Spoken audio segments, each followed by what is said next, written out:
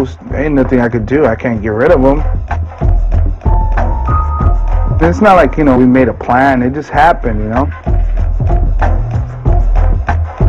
And if I shave my head, it's not because I belong in a gang. It's because it's cheaper to shave my head than go to the barber every weekend and get a haircut. Gang graffiti is gangs marking their territory. Graffiti is marking your name everywhere to let everybody know, this is me, I was here, fuck off.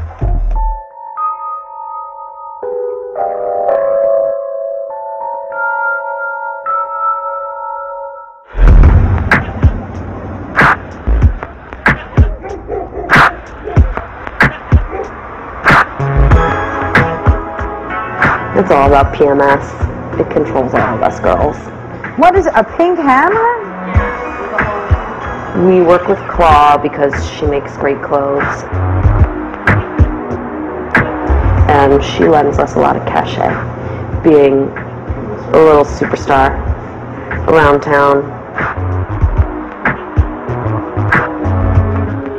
My name is Claudia, so my nickname derived from that. When I was about 8 years old, my friend's older brother came home all high and drunk and said, oh, look, it's the Claw.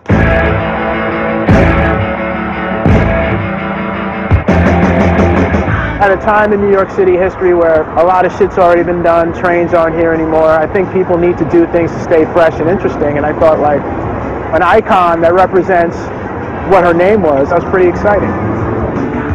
The fact that it's an icon, it creates a mass appeal in a way that even the most legible throw-ups and graph hits don't have. And it's a powerful symbol, and it's very direct.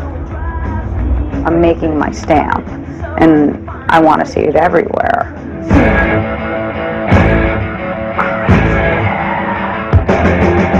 If you don't bomb, then you can't peace. Don't bother. If you can't support your name, then you have no business writing graffiti, because graffiti is not just the pretty part. Piecing is kind of the glossy exterior. It's like, look, we're artists, but to get to that level, you had to spend a couple years on the street creating a name and a rep for yourself. When I first noticed her claw symbol, I thought her whole fashion background, claw, her real name, her personality as an individual, it all kind of came together, and using that icon was perfect. I mean, it was unique in its own way, but yet it's kind of summed up who she was, who she is. Pimpin' man slut, power money sack, gaining mad spa, huffin' mad skunk, punching many suckers.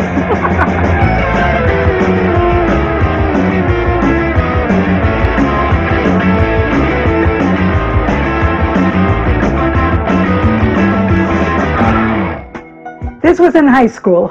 Claudia was basically a good child, but she did certain things that she shouldn't have done in her youth as she got older, especially when she became a teenager. She could have her moments.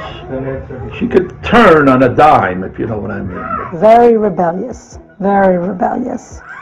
My other daughter is a physician. I don't think she's made the smartest choices, and I really do think she needs to wise up. If she were to be arrested again, it would be her third violation, and who knows what'll happen at that point. I think that I am a little bit more grounded because, I'm sorry, Bernard, you've got to stop that. She's not somebody who should be in jail. And she's getting a little old for that. Claudia, in her art right now, at this moment, or her work, she has not let me in on exactly what it is she does. Maybe she's afraid to tell me because she thinks I'll worry even more. It wasn't something that I cared to elaborate on or, you know, even wanted to bother trying. My mom kind of sees things her way. And no, it has nothing to do with that, please. I have not learned to appreciate graffiti art. I don't think my mom really likes graffiti art. I remember her distinct reactions were, why can't you paint a tree or a flower? Why do you always have to write the name? It's so immature. She produced graffiti? She did graffiti. I really kind of never really talked to her about it. She couldn't understand, or I don't know, maybe I just never gave her the chance to. I think she doesn't tell me where she's going, because if I knew, I might drive over there and pull her by the hair back into the car. So that might be one of the reasons why she doesn't mention it to me.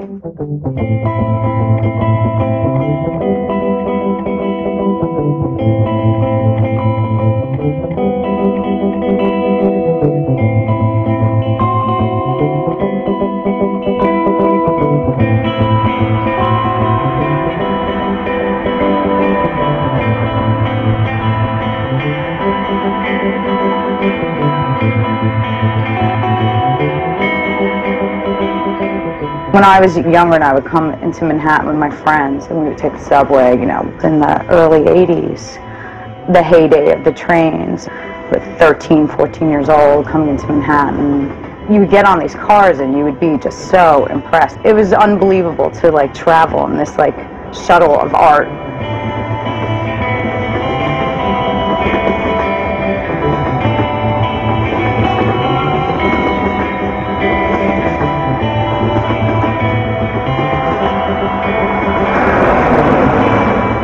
There was something in my life that I was missing. I did not feel like I was here. And I really wanted to prove to myself, like, oh, look, I am here. There's my name. Graffiti just kind of drowned out all the insecurities that I had about myself and just made me feel like I could really do anything.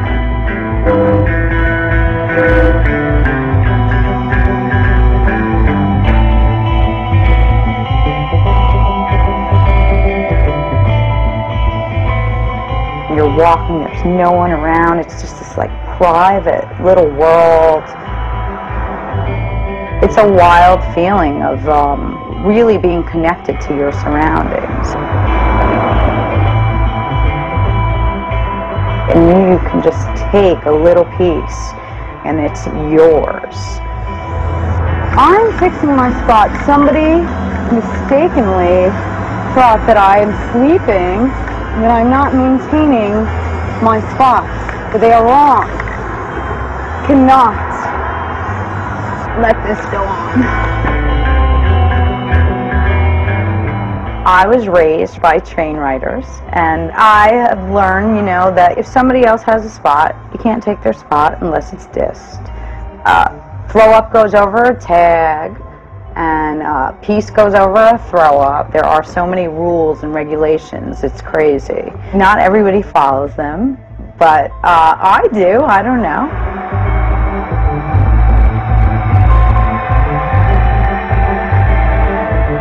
My boys from MBS. This will take 4 seconds to get rid of this. One time I was working on Crenshaw, a sign, all of a sudden I heard a backfire. Found a bullet hole in the sign. So somebody apparently had maybe shot at me when I was out there.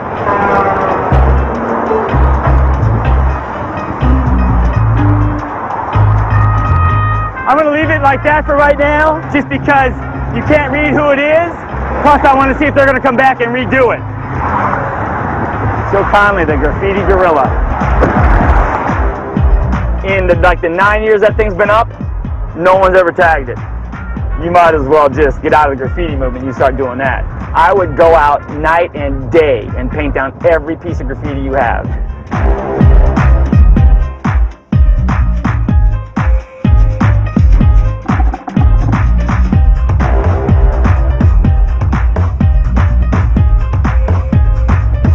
I mean, I've talked to lots of artists, lots of them. I give them a business card. I tell them if they come through my neighborhood, I paint the stuff down. You know, it's nothing personal, it's just business. So, you know, some people aren't going to like what I do. I don't really care. I'm not a vigilante, I'm vigilant. There's a big difference. Confrontation is his middle name. It's not a lot. He's cleaned up all the graffiti and gotten rid of a lot of the crime. We like Joe. Joe's a good guy. When I started down here, these houses were $189,000. That guy right there is selling his house for $1.4 million. There's a kid that's writing up here. He's trafficking to school this way. He's only doing graffiti this way. And he hit all these stop signs around here, everything around here, just a little with a grease pencil. Here he is right here, see? So see, now he's got some skills, because see, now it's darker. See, his old stuff was faded. So see, I would take a picture of this, because I'm going to go to school and ask all the kids who BLT is. And I know it ain't bacon, lettuce, and tomato. So, and then they'll tell me who it is, and then I'll go to his parents' house and have a little chat with him. And then that'll be it for him in my neighborhood. You get a kid, and you bust him in his school for graffiti, and you think you got him in trouble. When in actuality, what you just did was made him a hero.